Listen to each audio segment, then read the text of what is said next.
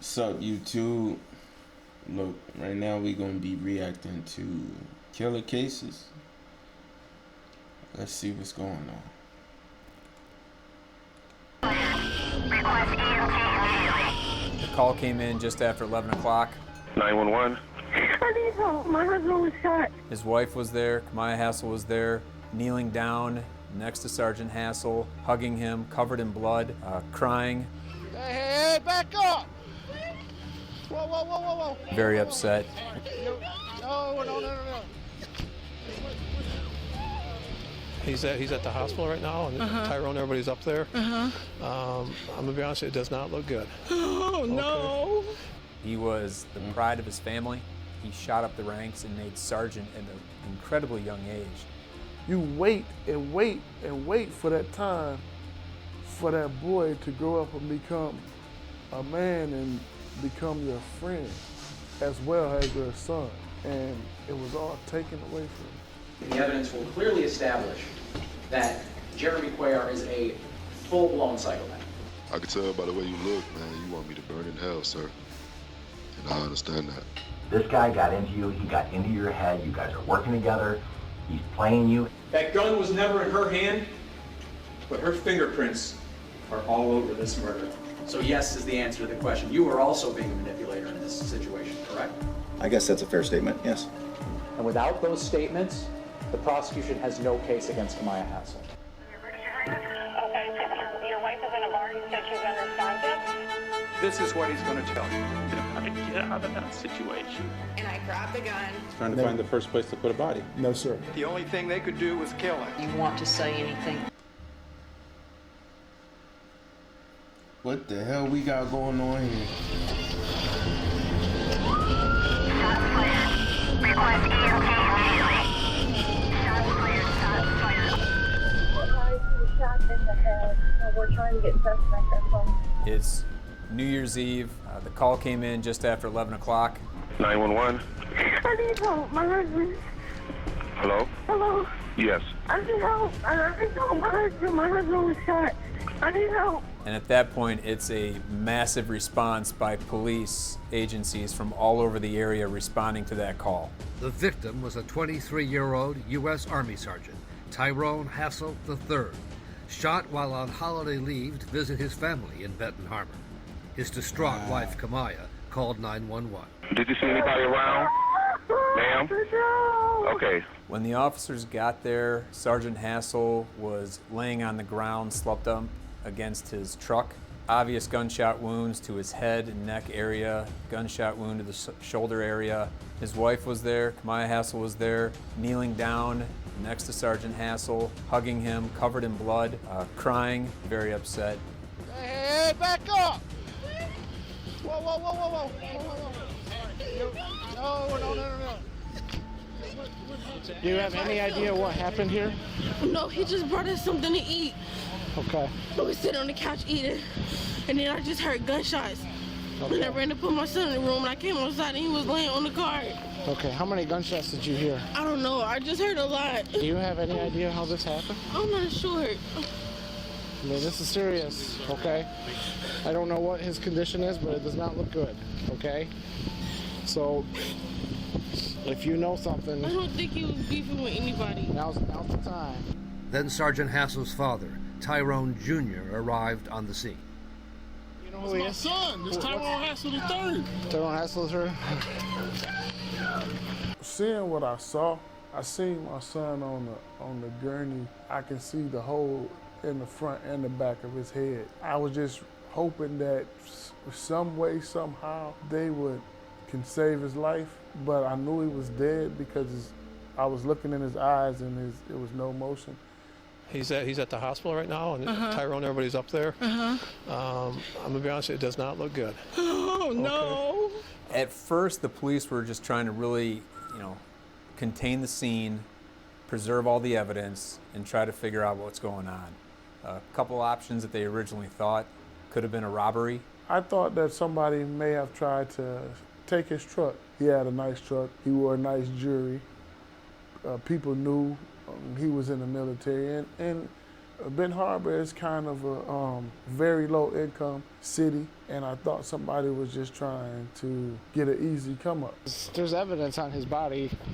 This may be a robbery, dude. We need to know if he had money. We need to know if... Go to the hospital. But after some, real quick digging into it, that didn't seem to be the case because Sergeant Hassel still had his wallet with him with money. His phone was with him. Keys to his truck were right there. So nothing appeared to have been stolen. All right, ma'am. We need to secure Yo, these this people shit here. crazy. You know what, this is left up. We gotta get you guys out here so we can secure your scene, okay? We gotta collect some evidence. I know what the hell's going on. Ma'am, you gotta come out here with us, okay? Come on out here with me. All right. I'm not trying to say anything by saying this, but I have to ask, okay? Was there drugs out here? Like, was he doing a drug deal? Or? No, nothing that he's told me. My son don't have no file, anything. He don't have a record. He told me a long time ago, Daddy, if I go to jail, somebody frame me. My son walked a straight line his entire life. So whatever happened right here, huh? Respect to the father, man, for him to keep his composure, be able to talk in like a troubled time like that. It's not easy. It's definitely not easy. The bullet casings telling a story. There's 1, 2, 3. And number 4 is right there. 4. Maybe there was 4. 2 to the head, 1 to the neck, 1 to the shoulder. Whoever shot him was either laying in wait or walked up on him because they shot him right up next to his truck right outside the door. It was a point-blank shot, I'm sure. Somebody knows something. The next route the police were looking into was possible mistaken identity. Maybe they thought the victim, Sergeant Hassel, was somebody else when the shooting took place. And police soon learned from his friends and family that the sergeant's younger half-brother, Benny, had been running with a bad crowd. More than likely, Benny was probably the target. He just happened to step out at the wrong damn time. If I had to guess, that's what my theory on this whole thing is. Sergeant Tyrone Hassel III was pronounced dead on New Year's Day. A cruel ending for the life of a young man who had worked so hard to make it out. In the city of Benton Harbor, there's trouble everywhere you go. Trouble will find you. He stayed out of trouble because he stayed so busy. He ran track, played baseball, got good grades, and had lots of friends. Sergeant Hassel, everybody just described him as a guy that makes you a better person. Got an academic scholarship to go to Grand Valley State University. He was doing what he needed to do to better his life. While he was at Grand Valley. You know how much it sucks for you to work that hard in life. Like, just work hard at everything you do. Just for somebody to take it away. It's crazy. He decided he wanted to serve the country, and he enlisted in the Army. And immediately when he was in the Army, he shot up the ranks and made sergeant at an incredibly young age. I talked to some of the people in Army CID, and they said, yeah, you don't make sergeant as fast as he did. It was a good fit, especially after falling in love with another soldier, Kamaya. I thought she was great. I mean, I loved her like a daughter. And then the young couple was deployed to Korea, serving in separate units, living in different barracks, standard policy for the U.S. Army. It seemed a happy marriage that got even better with the arrival of a son, Tyrone IV, nicknamed Chunk. He just loved his family. He loved Kamaya, treated her like a queen. All he wanted to do was serve in the Army and take care of his family, and did the best he could at it.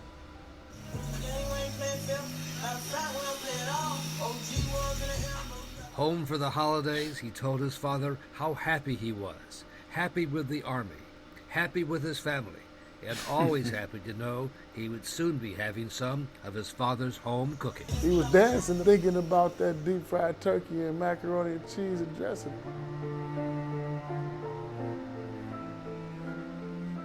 I thought he was going to be a very successful young man, a very successful father and family member. I mean, he did things that at that age that it took me years and years and years to do.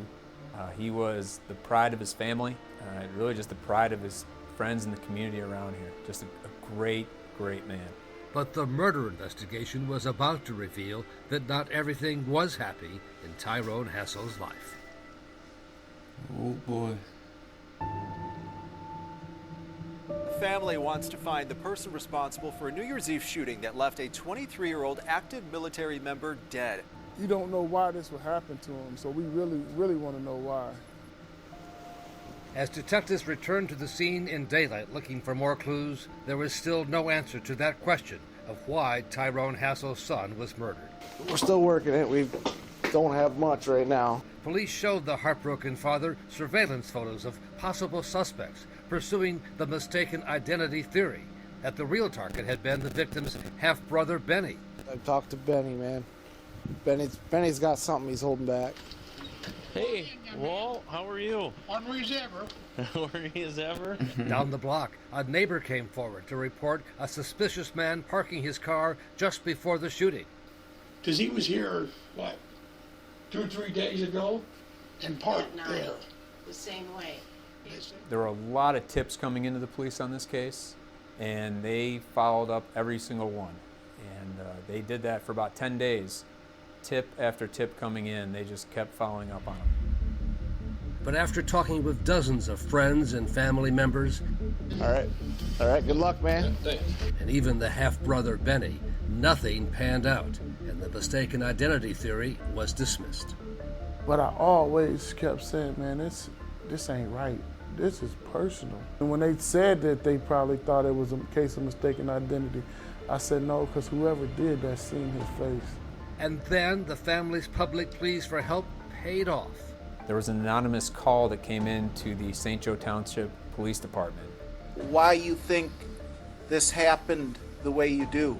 I'll help you with that. And it was a woman calling saying, you need to take a look at people within his own battalion and platoon who may be responsible for this. So they were all in Korea, and that's where it started. Claiming Sergeant Hassel's wife Kamaya was having an affair with another soldier. He and the girl had a relationship going on, and that the guy that died had said something to him, so they had words.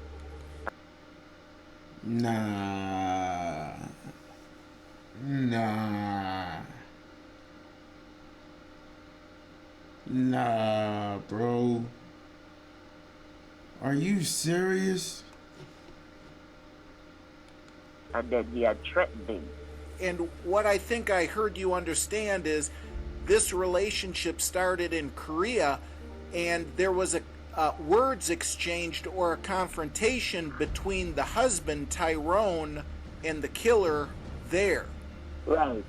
I don't know if it's there or here. The only thing is that the funeral is tomorrow. You guys should look at the wife. So now the investigation quickly shifted to Fort Stewart, Georgia, where Tyrone and Kamaya were based, a place that held some dark secrets. There were 2 Army specialists that came forward in Fort Stewart to their criminal investigation divisions and began to give a statement about what took place.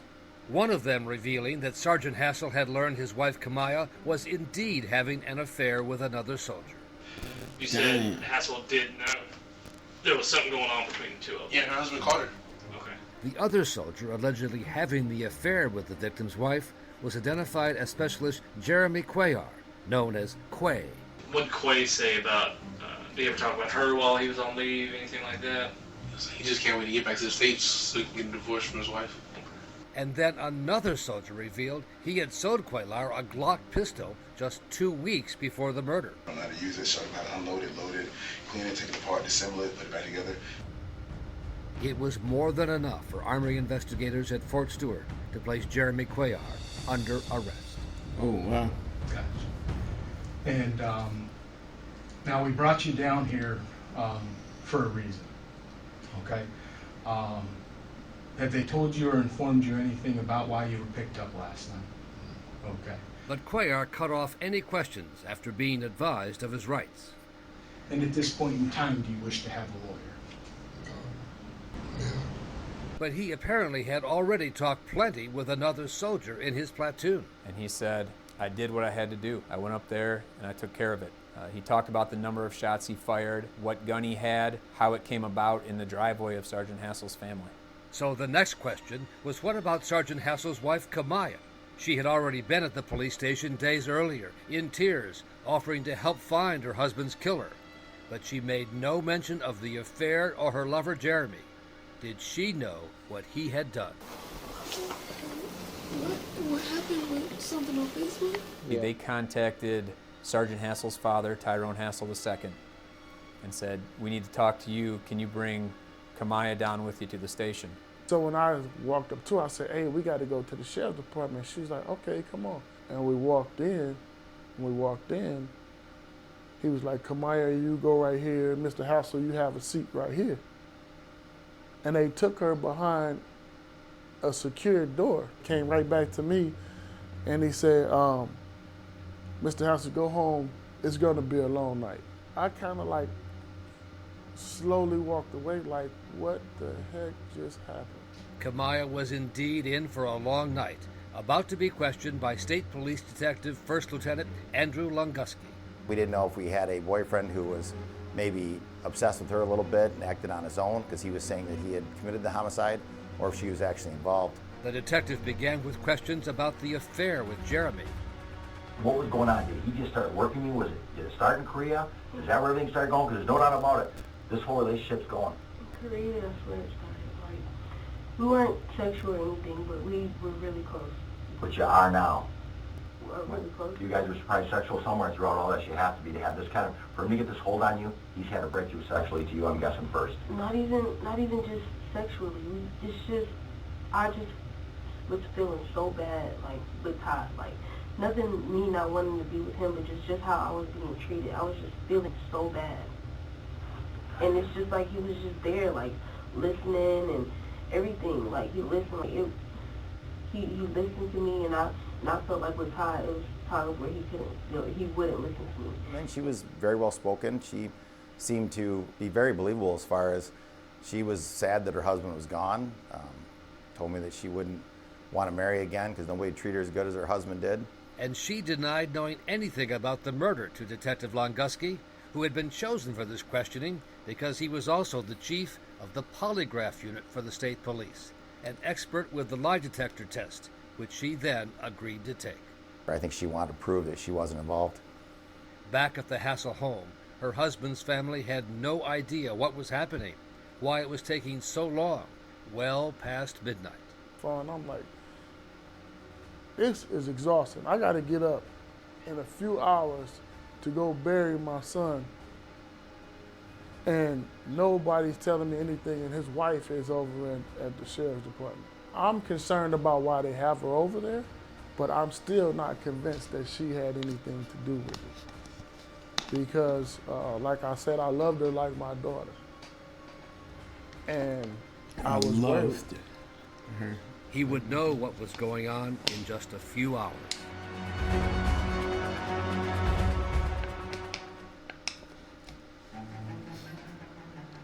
On the surface, she looks like a nice young lady, you know, a military person.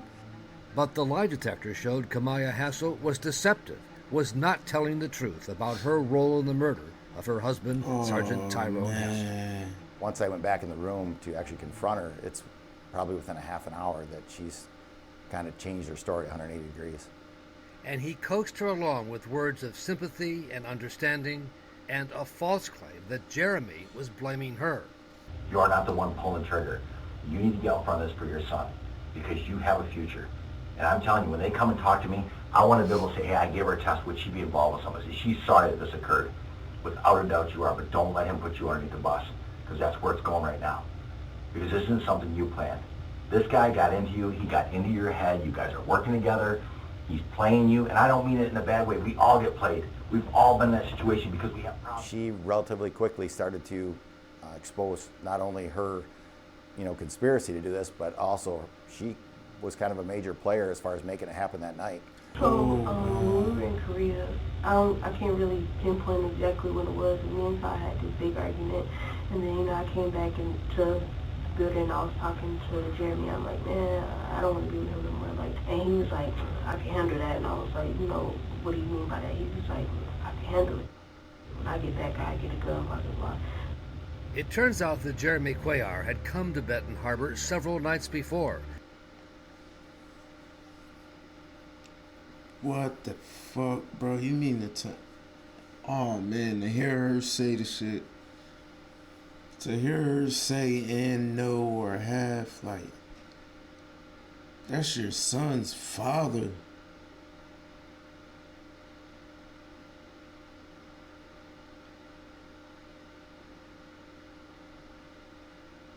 Whatever happened to divorce?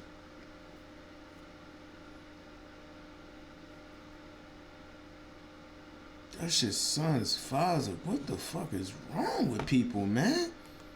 Driving in from Chicago, he staked out Sergeant Hassel at a local nightclub, but there were too many people around to pull it off.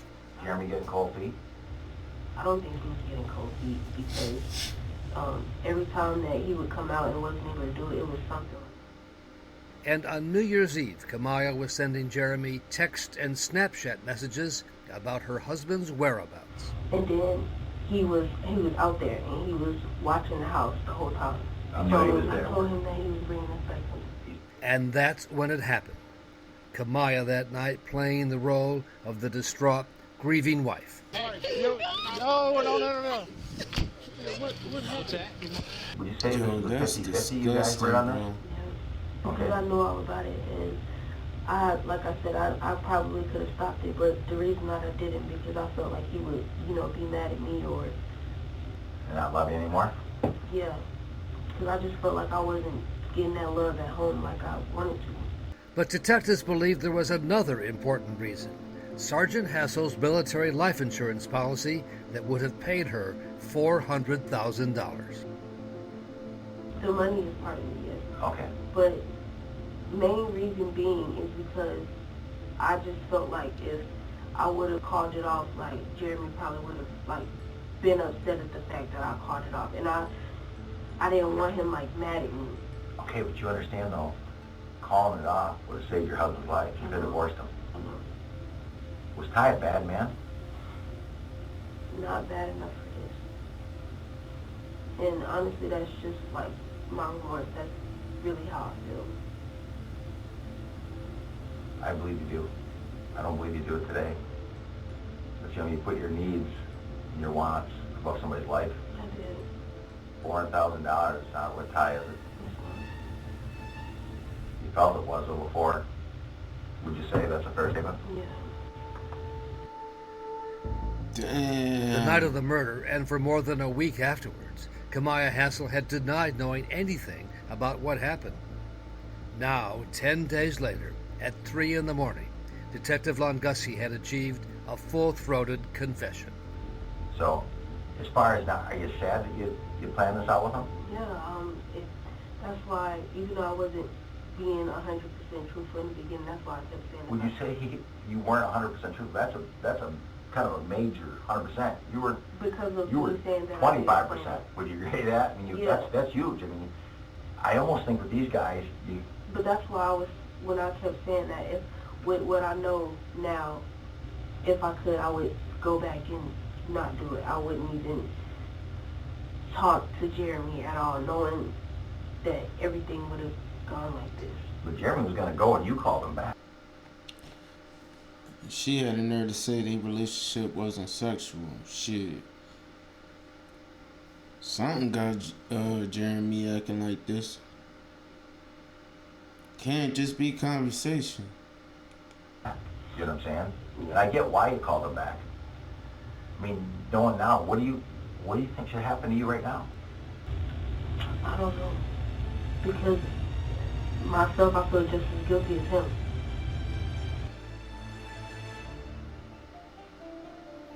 What about that kid, Detectives man? came to the Hassel home to break the news in person. Selfish. He said we solved your son's case. I was like, who was it? He said it was Kamaya. And my family just went into an outrage. And I was still, I think I was still in denial. I didn't want to believe it. I couldn't believe it. It was like, no way possible.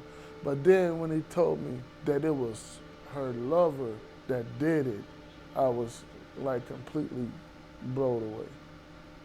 Kamaya Hassel and her lover, Jeremy Cuellar, were both charged with first-degree murder in the death of Sergeant Tyrone Hassel.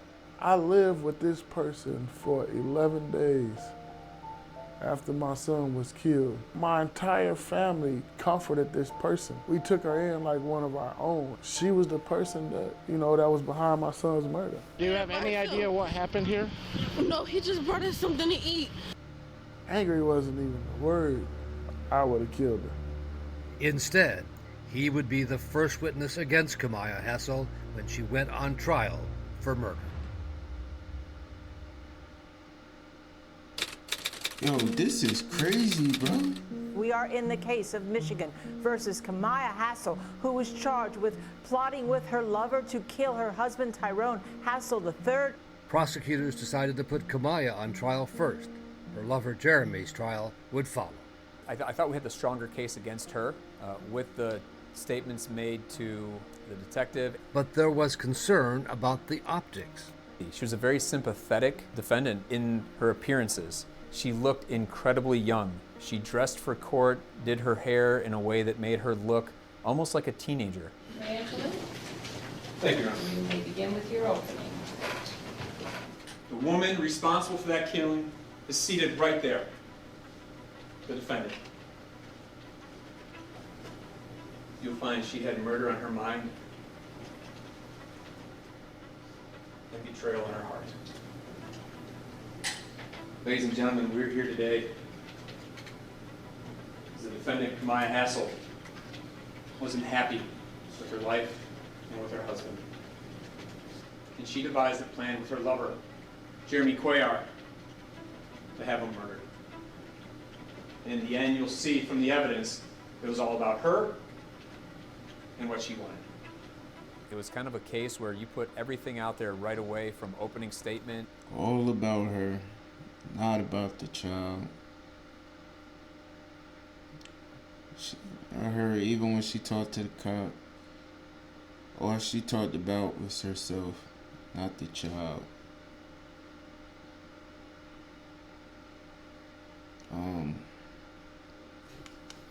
Look, man.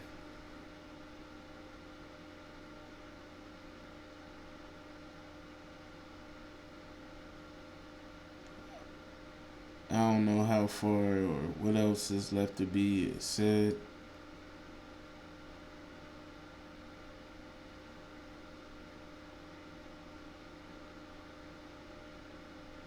Listen, I'm trying to figure out if it's something else worth watching, because this is a little too much for me. He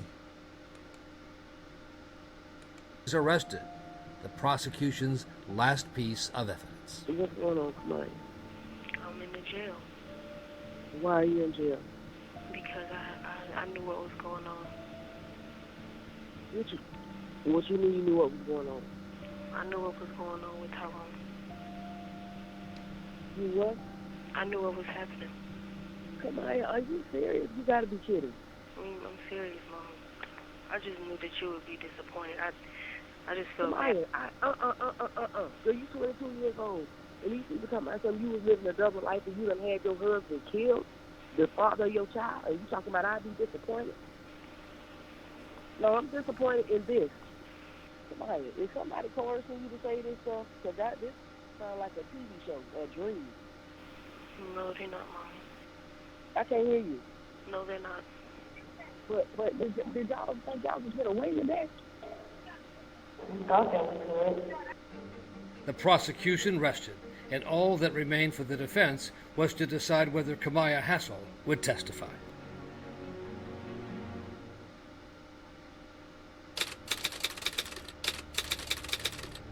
Members of the Hassel family had packed the courtroom, waiting now to hear if Kamaya would take the stand and try to explain herself.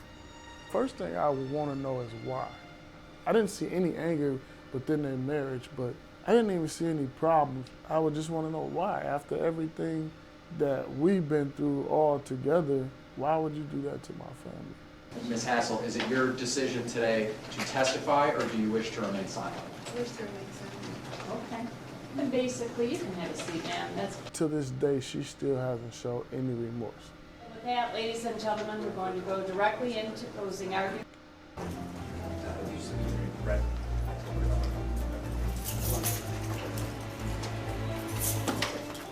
But the case was far from over. Prosecutors knew there would be no justice without a conviction for Jeremy Cuellar, accused of actually pulling the trigger. So Jeremy's case was set another month down the road, and we were ready to go with that case. Again, I felt the evidence was very strong. Including the testimony of his fellow soldiers about buying a gun just before the murder, how his phone tracked his travels on the interstate to Benton Harbor, and that a new piece of police equipment actually spotted his car's license plate. And it was picked up the night of the murder, just a couple hours before the murder, which put him in the area around the time of the murder, which was very important.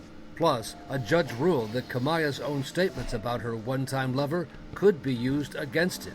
His lawyer asked for a plea deal. Believed that he deserved to spend the rest of his life in prison, and we came to a term of years of 65. And he agreed to plead guilty to second-degree murder, so he'll be eligible for parole when he's 90 years old. After Mr. Cuellar pled guilty, he was walking out of the courtroom. He looked back to Tyrone Hassel II, Sergeant Hassel's father, and said some words about, "I need to talk to you." A few days later, Tyrone Hassel agreed to meet with the man who killed his son. How you doing, sir? I'm all right, under the circumstances. And I just wanted to know what was going on in his head. If you got something that you want to say, that's what I came here to listen to.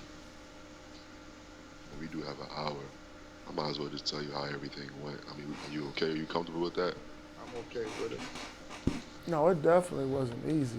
Yeah, I mean, he told me way more than what I wanted to hear. Cuellar blamed it all on Kamaya and her plan to get her husband's $400,000 in life insurance money. Man, she wanted me to do it, man. Like, and I ain't gonna lie, I wanted her. You know what I'm saying? And she knew what she was doing. She wanted the money. So I don't know what that's crazy. Crazy. Honestly, I was blind. Like, I was blinded. You know, I thought that was love. You know what I'm saying? No. And what about Kamaya's tears when she saw her husband shot dead in the driveway? I was just wondering if she talked to you about that afterwards. I mean, yeah, she did. Matter of fact, she did. She was like, yeah, like, he died in my arms. And she was saying she was sad about it. And I'm like, then why'd you have me do it then? Like, you know what I'm saying? But she was just like, it's cool. Like, man, she knew what she was doing, man. She a good actor, man. She a good actor. She knew what she was doing. And I was too stupid to see it. You know what I'm saying? Honestly. The father struggled to hold his emotions in check. I mean, Damn, yo, this shit is crazy, bro. This shit is crazy. I ain't even gonna lie to you. This shit is crazy.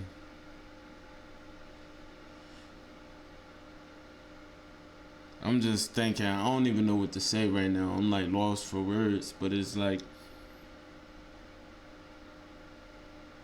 what if you that unhappy? You don't go to them lengths. But if you got other ulterior motives,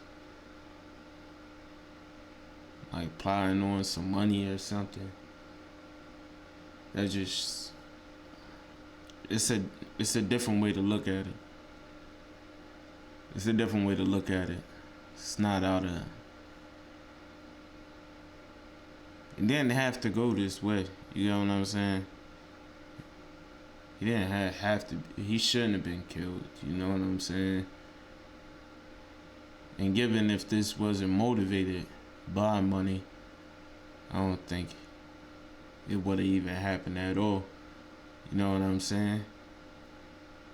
Obviously, the life insurance was the end game more than the love was. murdered my son, and then you actually touched my grandson. I could tell by the way you look, man, you want me to burn in hell, sir. And I understand that. I understand that. You know what I'm saying? I really hope you can forgive me. You know what I'm saying? I know it's gonna take forever, or you might not. But I really hope you can. True enough, you killed my son, but I don't think. I know I'm looking at somebody that had a twisted mind at one point. You know, seemed like a good cat. And I hate the situation had to happen, especially I hate it had to happen to my son. I'm never gonna. The only thing I could do is visit him in the grave. After about 50 minutes, the father's meeting with his son's killer was over. Tyrone Hassel warning Cuellar about what was to come for him. Well, man, I appreciate you talking. I appreciate your remorse. You know what I mean? But I don't know how much you know about me or how much you know about my son, but you're gonna meet a lot of friends in there, bro. If they from Ben Harbor, 90% of them know us. And we very popular. I don't know if Kamaya told you about us or whatever, but you gotta meet a lot of friends. How should I take that? I mean, I'm just telling you. He's gonna have it hard in prison. He got sentenced to 65 years. You're gonna do 365 days for 65 years. It was justice, because I don't think he'll make it out. It's still in me like it was yesterday. I'm far from over it, but I'm working on myself. You wait and wait and wait for that time for that boy to grow up and become a man and become your friend as well as your son. And that was my friend. You know, I waited so long for that day, and it was all taken away from me. Damn. I had just got what I waited for so long.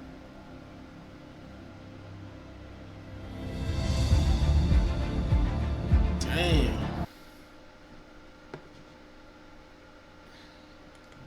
Listen, throughout the video, I gave my thoughts.